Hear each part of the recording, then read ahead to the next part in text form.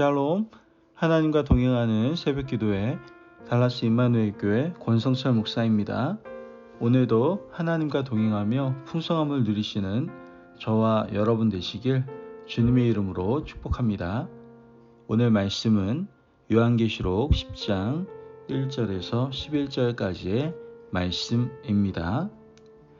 내가 또 보니 힘센 다른 천사가 구름을 입고 하늘에서 내려오는데 그 머리 위에 무지개가 있고 그 얼굴은 해 같고 그 발은 불기둥 같으며 그 손에는 펴놓은 작은 두루마리를 들고 그 오른발은 바다를 밟고 왼발은 땅을 밟고 사자가 부르짖는 것 같이 큰 소리로 외치니 그가 외칠 때에 7 우레가 그 소리를 내어 말하더라.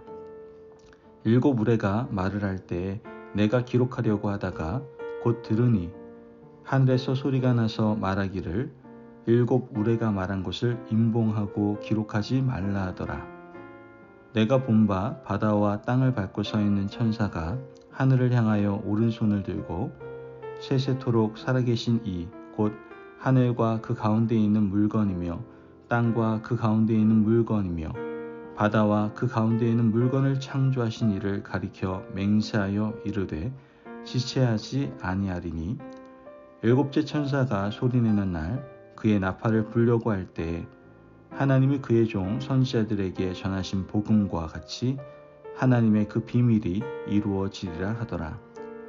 하늘에서 나서 내게 들리던 음성이 또 내게 말하여 이르되 내가 가서 바다와 땅을 밟고 서 있는 천사의 손에 펴놓은 두루마리를 가지라 하기로 내가 천사에게 나아가 작은 두루마리를 달라 한즉 천사가 이르되 갖다 먹어 버리라. 내 배에는 쓰나 내 입에는 꿀같이 달리라 하거늘 내가 천사의 손에서 작은 두루마리를 갖다 먹어버리니 내 입에는 꿀같이 다나 먹은 후에 내 배에서는 쓰게 되더라. 그가 내게 말하기를 내가 많은 백성과 나라와 방언과 임금에게 다시 예언하여야 하리라 하더라. 아멘. 하나님의 말씀입니다. 제가 어렸을 때 남아이런 중천금이라는 말을 어른들로부터 많이 들었던 것 같습니다. 어른들이 자녀들에게 말과 행동이 일치함을 가르치기 위해서 자주 사용했던 말이 아닌가 생각해 보게 되는데요. 어른들이 이와 같이 말씀을 하신 것은 말만 앞서고 행동이 따라오지 않는 사람은 신뢰할 수 없지 않습니까? 그래서 신뢰할 수 있는 사람이 되라고 이러한 말들을 많이 사용하셨던 것이죠. 여러분, 신뢰할 수 없는 사람과 어떻게 거래하며 또 관계를 만들고 큰 일을 또한 도모할 수 있을까요? 사회적으로 성공한 사람을 보면 대부분 자신의 말을 생명처럼 지키는 사람임을 알 수 있습니다. 사회적으로 성공하기 위해서도 말과 행동이 일치해야 하는데 영적인 승리, 신앙인의 승리는 당연히 말과 행동의 일치를 요구할 수밖에 없는 것이죠. 이때 말은 인간의 말이 아니라 물론 하나님의 말씀입니다. 신앙인은 말씀을 듣고 읽는 것으로 그쳐서는 안 되고요. 하나님의 말씀을 듣고 읽고 은혜를 받았다면 말씀을 붙들고 살아낼 수 있어야 된다는 것이죠. 오늘 말씀에는 하나님의 말씀을 읽고 듣는 것으로 그치지 않고 그 말씀을 지켜가는 것이 얼마나 중요한 것인지를 우린 깨달을 수 있게 됩니다. 또한 말씀을 지키는 과정에서 어떤 고통이 있을지라도 그 말씀을 지켜야 함을 교훈하고 있음을 우리는 알게 됩니다. 요한계시록에는 3번의 큰 심판이 나오는 것을 보게 되는데요. 이 3번의 심판은 7 인의 심판, 7 나팔의 심판, 7 대접의 심판입니다. 7 인의 심판은 지나갔고 7 나팔의 심판이 진행 중에 있죠. 8장과 9장에서는 7 나팔의 심판이 얼마나 무서운지 우리에게 이미 말해주고 있습니다.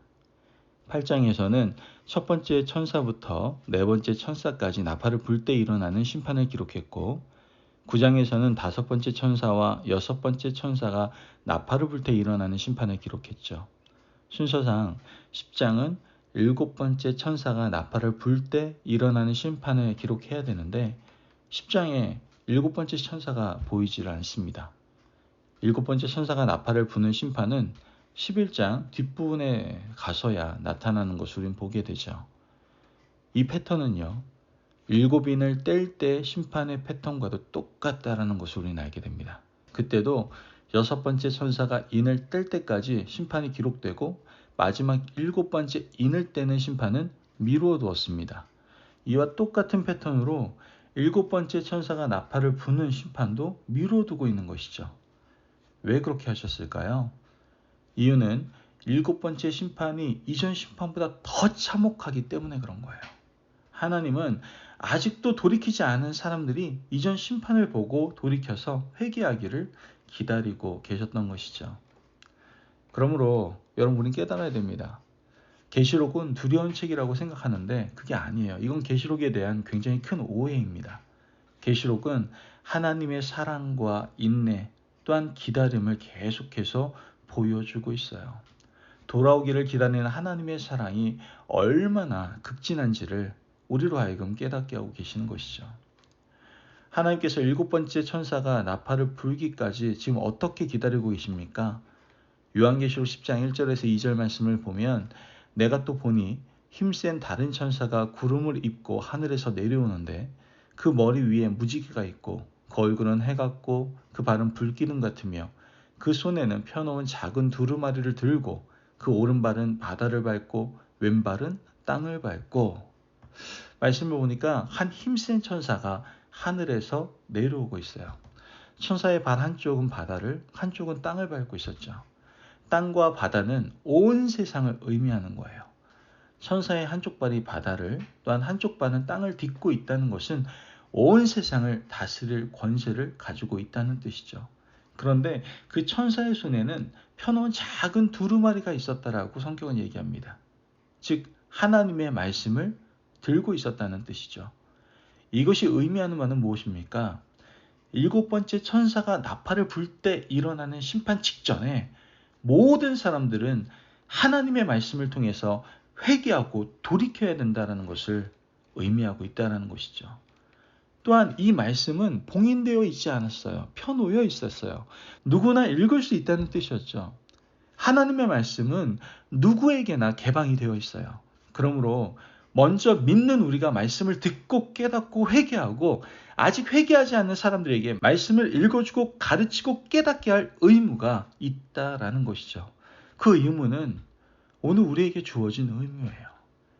하나님께서는 사도 요한에게 의무를 다하라고 분명히 말씀하세요. 8절 말씀을 보면 하늘에서 나서 내게 들리던 음성이 또 내게 말하여 이르되 내가 가서 바다와 땅을 밟고 서 있는 천사의 손에 펴놓은 두루마리를 가지라 하기로. 말씀에서 사도 요한에게 천사의 손에 펴놓은 작은 두루마리를 가져라 라고 말씀하셨어요. 사도 요한은 아직 회개하지 않은 사람에게 말씀을 읽어주고 깨닫게 해야 할 의무가 있었다는 것이죠. 이것은 오늘 우리에게도 부여된 전도의 사명입니다. 이 세상이 끝나는 날까지 우리는 하나님의 말씀을 읽고 듣고 회개하고 전진해야 돼요. 교회는 말씀의 의무를 다하는 공동체입니다. 교회가 해야 될 일은 펴놓은 작은 두루마리의 말씀을 해석하고 가르치는 것이죠. 동시에 성도가 해야 될 일은 말씀을 들고 세상에 나가서 전도하는 겁니다. 단순하지만 쉽지 않아요. 특히 말씀을 읽는 것은 쉽지만 행하는 것 쉽지 않습니다. 굉장히 어려워요. 9절의 10절 말씀을 보면 내가 천사에게 나아가 작은 두루마리를 달라 한즉 천사가 이르되 갖다 먹어버리라. 내 배에는 쓰나 내 입에는 꿀같이 달리라 하거늘 내가 천사의 손에서 작은 두루마리를 갖다 먹어버리니 내 입에는 꿀같이 다나 먹은 후에 내 배에서는 쓰게 되더라. 여러분, 이것이 바로 하나님 말씀의 특징과 성격이에요. 말씀을 읽을 때는 입에서 꿀같이 답니다. 하나님의 말씀을 읽을 때에는 은혜가 돼요. 아브라함의 이야기, 다윗의 이야기, 예수님의 이야기, 사도들의 이야기, 정말 그들의 살아간 이야기를 읽을 때마다 가슴이 뛰고 눈물이 나고 행복합니다. 자녀들에게 들려주기도 참 좋은 책 아닙니까? 그런데 이런 말씀을 붙들고 살면 힘이 들지 않습니까? 배에는 쓰다는 말씀이 바로 그런 뜻이에요. 소화시키기가 얼마나 힘든지, 그 말씀을 소화시켜서 내 것으로 만든다는 것이 얼마나 힘든지 모른다라는 것이죠. 여러분, 성경에 나오는 한 절 말씀을 해가려고 한번 해보십시오. 어렵지 않습니까? 섬기고 사랑하고 용서라는 말씀이 성경에 곳곳에 기록되어 있잖아요. 그런데 섬기고 사랑하고 용서하는 것이 쉽습니까? 우리가 말씀의 은혜는 받았지만 소화시키는 데에는 고통이 따를 수밖에 없어요. 호언장담했던 베드로도 말씀을 지키지 못했어요. 그만큼 하나님의 말씀은 지키기가 어렵습니다. 하지만 걱정하지 않으셔도 돼요. 말씀을 지키려고 결단한 사람들에게 하나님께서 누구를 주세요? 성령님을 선물로 주세요. 베드로가 예수님을 떠나 도망갔지만 그에게 성령님이 임했습니다. 성령을 받은 후에 베드로는 달라졌어요. 위대한 사도가 되었습니다. 수많은 사람들 앞에서 옥에 갇히는 것을 두려워하지 않고 설교를 하는 것을 우리는 보게 되지 않습니까? 여러분, 오늘 우리도 하나님의 말씀을요, 읽는 것으로 그치지 않고 살아내려고 애쓰다 보면 성령님께서 여러분을 도와주실 거예요. 우리가 말씀을 듣는 것으로 그치지 않으시기를 바라요. 말씀을 붙들고 살아내고 그 말씀이 주시는 기쁨과 은혜를 맛보며 또한 누리며 살아갈 수 있는 저와 여러분 되시기를 주님의 이름으로 축복합니다. 아멘. 기도하겠습니다. 사랑이 많으신 아버지 하나님 감사합니다. 오늘 귀한 말씀을 통해서 아버지 하나님의 말씀을 듣는 것으로 그치지 않고 행하며 살아가야 됨을 깨닫게 하여 주시니 감사합니다.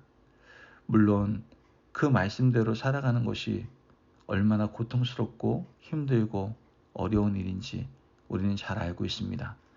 그러나 포기하지 않고 그 말씀을 그대로 살아내려고 노력할 때에 성령님 우리를 도와주셔서 그 말씀대로 행하며 살아갈 수 있도록 힘써 도와주실 줄을 믿습니다. 그 도우심으로 말미암아 우리가 말씀을 살아내는 귀한 하나님의 자녀들 될 수 있도록 축복하여 주옵소서. 감사하며 예수님의 이름으로 기도합니다. 아멘. 오늘도 하나님과 동행하며 풍성함을 누리시는 저와 여러분 되시길 주님의 이름으로 축복합니다. 여러분, 말씀을 행하고 지킵시다. 물론 우리의 힘으로는 불가능합니다. 어렵습니다. 고통스럽습니다. 그러나 주님께서 우리에게 성령님을 주셨습니다. 성령님과 함께 말씀대로 살아낼 수 있는 믿음의 사람들 되시기를 간절히 바랍니다. 말씀 안에서 승리하십시오.